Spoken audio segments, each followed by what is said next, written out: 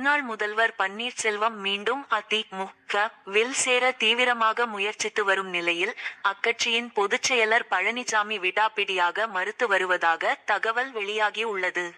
பன்னீர்செல்வம், பழனிசாமி என இரட்டை தலைமையின் கீழ் இருந்த அ.தி.மு.க. கடந்த 2022இல் பழனிசாமியின் ஒற்றை தலைமையின் கீழ் வந்தது.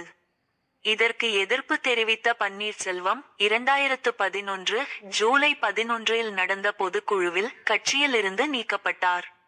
அதை எதிர்த்து வழக்கு தொடர்ந்துள்ளார். அத்துடன் அ.தி.மு.க. தொண்டர்கள் உரிமை மீட்புக்குழு என்ற அமைப்பை நடத்தி வருகிறார்.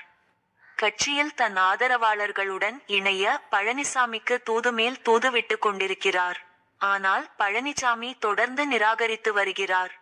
இந்நிலையில் பா.ஜ.வும் பன்னீர்செல்வத்தை கழற்றி விட்டுள்ளதால் அவருடைய ஆதரவாளர்கள் மாற்று கட்சிகளுக்கு செல்லும் யோசனைக்கு வந்துள்ளனர்.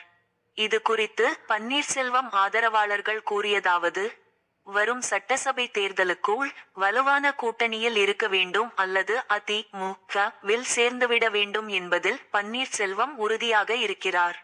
ஆனால் அதற்கான வாய்ப்பு இல்லை என தெரிகிறது. அதனால் இனியும் பன்னீரை நம்பி பிரயோஜனமில்லை என்ற முடிவுக்கு அவருடைய ஆதரவாளர்கள் வந்துள்ளனர். அனைவரும் மாற்றி முடிவெடுக்க திட்டமிட்டுள்ளனர். இவ்வாறு கூறினர்.